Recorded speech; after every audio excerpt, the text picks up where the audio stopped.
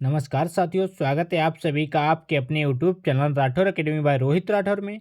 आज की इस वीडियो में लेकर आए हैं जनरल नॉलेज के टॉप 30 क्वेश्चन जो आपकी आगामी सभी परीक्षाओं के लिए हेल्पफुल होने वाले हैं। तो चलिए फ्रेंड्स, लेते हैं आज का पहला प्रश्न। पहला प्रश्न है, उत्तर वैदिक काल का सर्वाधिक महत्वपूर्ण देवता था। बताइए दोस्तों, उत्तर वैदिक काल का सर्वाधिक महत्वपूर्ण देवता कौन है? तो वह है प्रजापति। अगला क्वेश्चन है, उत्तर वैदिक कालीन लोगों ने किस धातु की खोज की? बताइए साथियों, उत्तर वैदिक कालीन लोगों ने किस धातु की खोज की थी? इंपॉर्टेंट क्वेश्चन है, बार बार परीक्षा में पूछा जाता है। तो इस प्रश्न का राइट आंसर है लोहा, यानी कि ए ऑप्शन करेक्ट हो जाएगा। उत्तर वैदिक कालीन लोगों ने लोहा धातु की खोज की थी। अगला प्रश्न है, भारत का आदर्श राष्ट्रीय वाक्य सत्यमेव जयते कहाँ से लिया गया है? बताइए फ्रेंड्स, भारत का आदर्श राष्ट्रीय वाक्य सत्यमेव जयते कहाँ से लिया गया है? तो इस प्रश्न का सही जवाब है मुंडकोपनिषद, यानी कि बी ऑप्शन करेक्ट हो जाएगा। मुंडकोपनिषद से सत्यमेव जयते को लिया गया है। अगला क्वेश्चन है, जैन धर्म का वास्तविक संस्थापक किसे माना जाता है?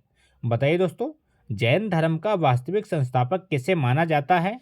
तो इस प्रश्न का राइट आंसर है महावीर स्वामी, यानी कि सी ऑप्शन करेक्ट हो जाएगा। महावीर को जैन धर्म का वास्तविक संस्थापक माना जाता है। अगला क्वेश्चन है, जैन धर्म के 24वें तथा अंतिम तीर्थंकर कौन थे? बताइए दोस्तों, जैन धर्म के 24वें तथा अंतिम तीर्थंकर कौन थे? Very very most important question है, बार बार परीक्षाओं में रिपीट होता है। तो इस प्रश्न का राइट आंसर है महावीर, यानी कि ए ऑप्शन करेक्ट हो जाएगा। महावीर को जैन धर्म का 24वें तथा अंतिम तीर्थंकर के रूप में जाना जाता है।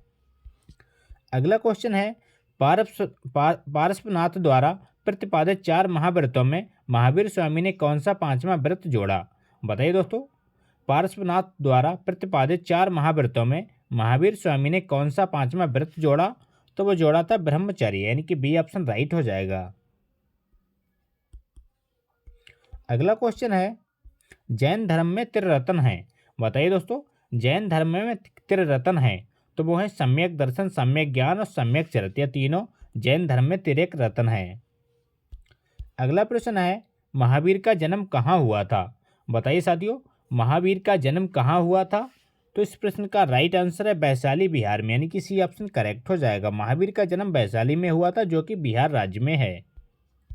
अगला क्वेश्चन है, सियादवाद किस धर्म के दर्शन का मूल आधार है? बताइए साथियों, सियादवाद किस धर्म के दर्शन का मूल आधार है? तो वह जैन धर्म का, यानी कि ए ऑप्शन करेक्ट हो जाएगा। जैन धर्म का सियादवाद एक मूल आधार है। अगला प्रश्न है, प्रथम जैन संगीत कहाँ आयोजित की गई थी? बताइए दोस्तों, प्रथम जैन संगीत कहाँ आयोजित की गई थी? तो वो आयोजित की गई थी पाटलिपुत्र में, यानी कि बी ऑप्शन करेक्ट हो जाएगा। पाटलिपुत्र में प्रथम जैन संगीत आयोजित की गई थी। अगला क्वेश्चन है, महावीर ने किस भाषा में उपदेश दिया? बताइए दोस्तों, महावीर ने किस भाषा में उपदेश दिया था? तो वो दिया था प्राकृतिक, यानी कि ऑप्शन करेक्ट हो जाएगा। प्राकृतिक भाषा में महावीर स्वामी ने अपना उपदेश दिए थे। अगला प्रश्न है, महात्मा बुद्ध का जन्म कहाँ हुआ था?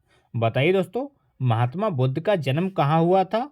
तो वो हुआ था लुम्बिनी में, यानी कि डी ऑप्शन राइट हो जाएगा। लुम्बिनी में महात्मा बुद्ध का जन्म हुआ था। अगला क्वेश्चन है, महात्मा बुद्ध के गृह त्याग को बौद्ध ग्रंथों में क्या कहा जाता है? बताइए साथियों, वेरी वेरी इंपॉर्टेंट प्रश्न है। महात्मा बुद्ध के गृह त्याग को बौद्ध ग्रंथों में क्या कहा जाता है? तो वो कहा जाता है महाविनिष्कर्मण, यानी कि सी ऑप्शन राइट हो जाएगा। महाविनिष्कर्मण महात्मा बुद्ध के गृह त्याग को कहा जाता है। अगला क्वेश्चन है, महात्मा बुद्ध को ज्ञान की प्राप्ति कहाँ हुई?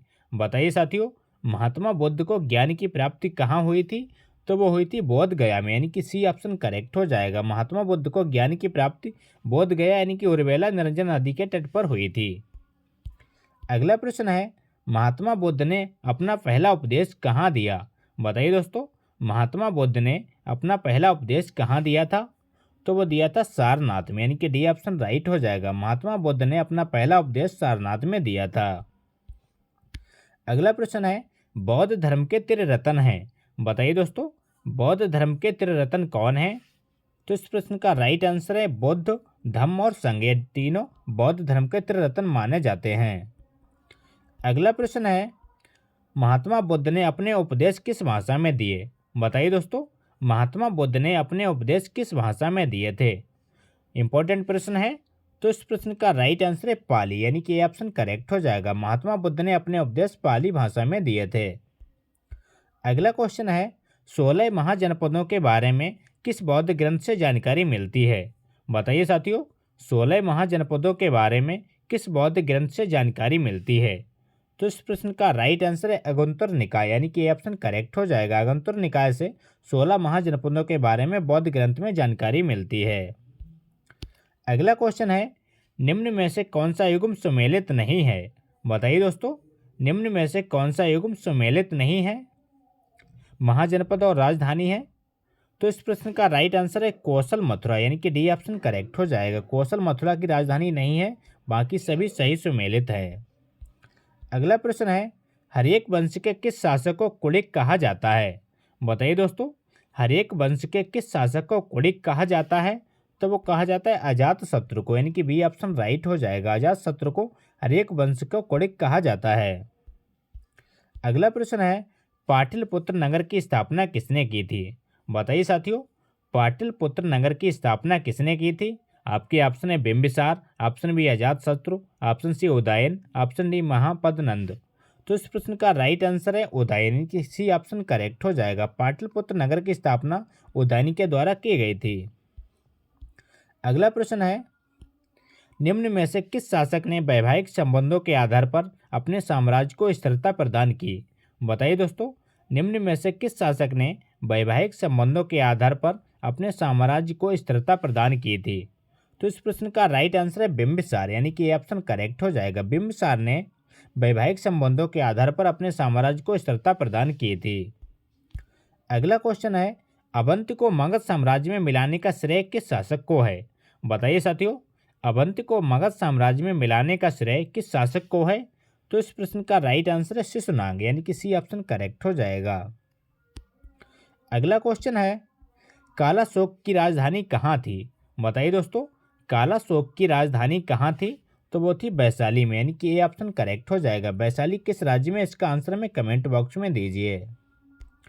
अगला प्रश्न है निम्न में से किस शासक को सर्वक्षत्रांतक अर्थात क्षत्रियों का नाश करने वाला कहा जाता है? बताइए दोस्तों, तो इस प्रश्न का राइट आंसर है महापद्मनंद, यानी कि बी ऑप्शन करेक्ट हो जाएगा। महापद्मनंद को क्षत्रियों का नाश करने वाला कहा जाता है। अगला क्वेश्चन है सिकंदर के आक्रमण के समय मगध का शासक कौन था?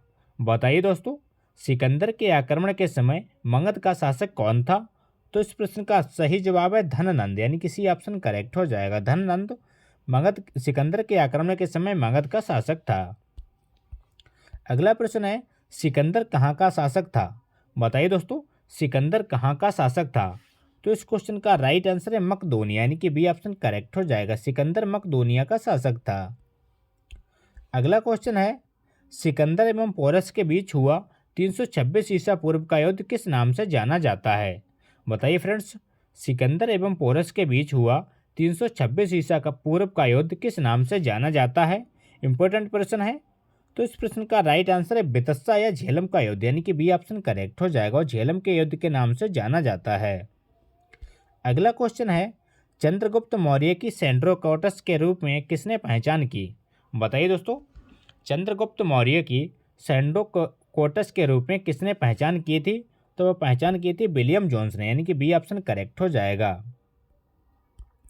अगला क्वेश्चन है चंद्रगुप्त मौर्य का प्रधानमंत्री कौन था? बताइए दोस्तों, चंद्रगुप्त मौर्य का प्रधानमंत्री कौन था? तो इस प्रश्न का राइट आंसर है चाणक्य, यानी कि ये ऑप्शन करेक्ट हो जाएगा। चंद्रगुप्त मौर्य का प्रधानमंत्री चाणक्य था।